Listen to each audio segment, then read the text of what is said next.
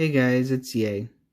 This is my channel and welcome to Summon Dragons. Today we're going to be talking about efficient evolution and how you can best prepare for it early on in late game.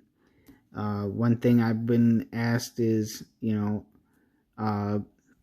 what's the best way to get dragons? How can I level up and evolve them efficiently without falling behind and stuff like that. So, I decided to make a video about it. And it seems like a very good question because a lot of people tend to use legendaries as their evolution material, as we like to call it, fodder or food. That's a big no-no for me. I don't know about other people, but I would say the high-level players tend to agree with me. You just don't use legendaries as feed. Big reason being, you need at least 20 copies, maybe 25 copies of the same legendary to get max stars, which is 15 stars. And getting those takes time. I mean, you play enough and you realize legendaries are harder to come by. So what I do is I use epics to level my dragons. So you got here a 6-star Jane, and you want 2 Tora is 6 stars to evolve it. Once Jane gets to, 7 stars, she's going to need another 6-star Jane to evolve her. That is the only time that I would use legendaries to evolve another dragon, because it requires it. Now, when you're getting epics, I mean, you're not going to get enough epics over time. They can be hard to get because you're spending all your diamonds early on, and you're not able to advance quick enough because of evolution stones and all that other stuff. So what I do, there's a few ways to get shards. Actually, you can go to Dragon's Nest, which unlocks at chapter 312. You can choose your faction. Maybe you're low on water fodder, so you just switch to water, and then you hatch all your dragons, and they'll all be water. Right now I want earth because my waters are all done. So I'll get epic dragons from the eggs, or even shards. So that's one way to get epics and other dragons. Another good way is through tower. So here I have 5 towers. And when you start out, you only get the Trial Spire. I don't know when it unlocks the others. I think it's between floor 300 and 400. Maybe earlier than that. I don't know. But when you do the Trial Spire, or the Spire Tower, whatever you want to call it, you get epic shards, evolution stone, diamonds, and cash, or gold. And that would be like typical epic fodder obtainment from the game. The more you do the tower, the more shards you get, the more epic dragons you get, and easier it becomes to evolve.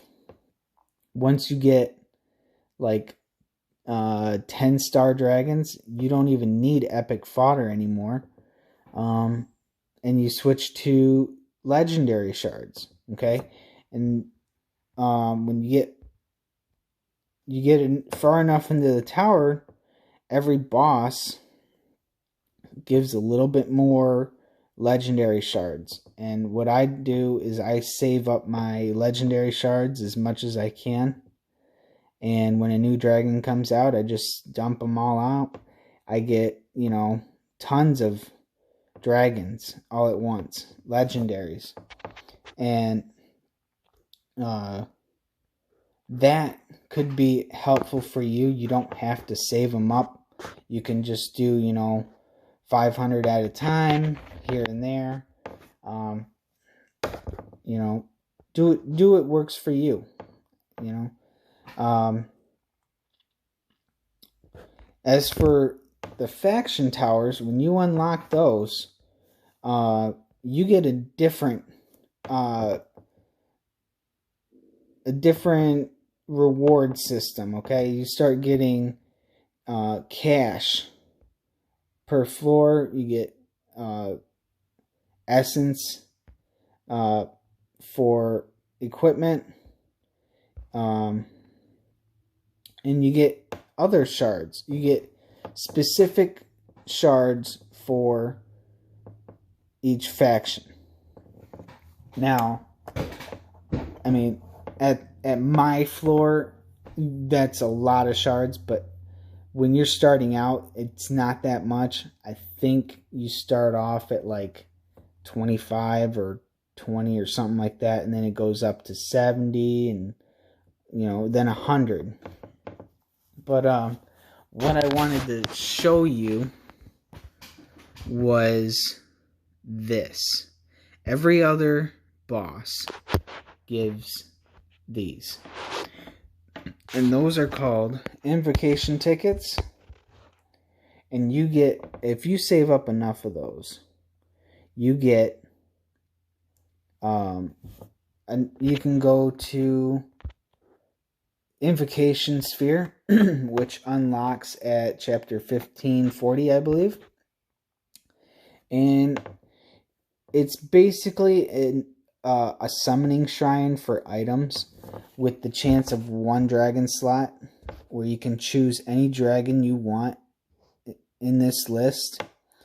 Ethereal dragons are not included, but light and dark dragons are, which are the hardest dragons to obtain. And what you get in this sphere, which to me, I get a lot of, especially when I'm bulk summoning. I'll get epic and legendary shards in loads of them. I mean, like last time I got enough shards to get 29 legendaries. I mean, that's over 1,000 shards. I mean, that's just a ton. So so this sphere, I don't recommend it starting out at 1540, obviously, because you're still summoning through the summon shrine.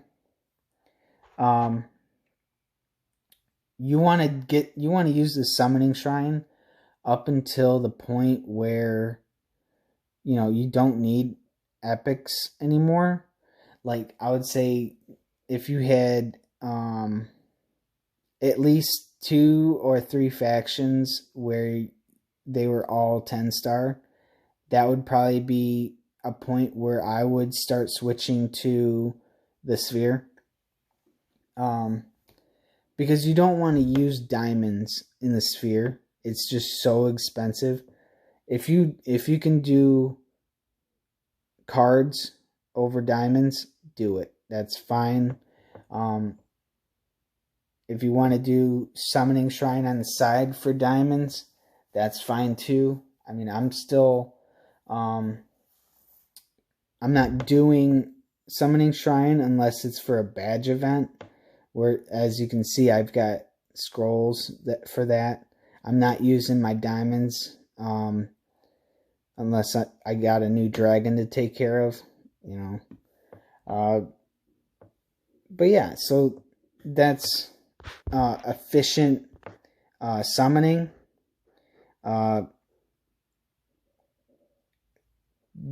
want to say, don't save if you're early on. Don't save for events. Basically, because you're gonna get held back. If you're stuck on a chapter or you're stuck in the tower and you're trying to save for an event, you're gonna be stuck for weeks. Okay, don't do that. Don't hurt your progress just because you want to save for an event. Okay. Excuse me. Yeah, just spend it.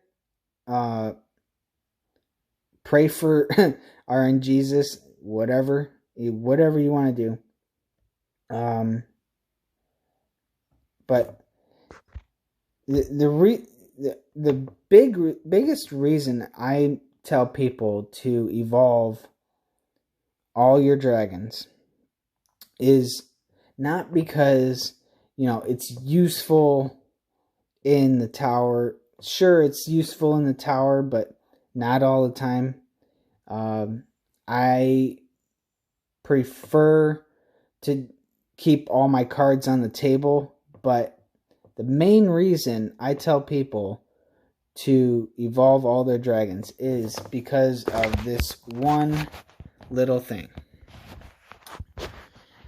Now, you guys probably don't care about this because you're still early on. If you're in like the 160s, 180s, who cares, right? When you start getting towards the late game, you get to a level 260. That's the star cap for dragons. You reach a point for there, and your Crystal of Ancients starts to change. Okay. It puts all your main 6 dragons into the blessing, and now you got to start leveling up the crystal. Okay.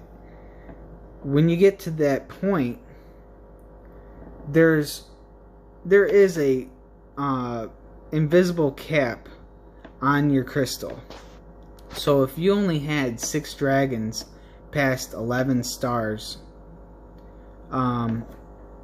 your cap would actually be level 290. According to this, let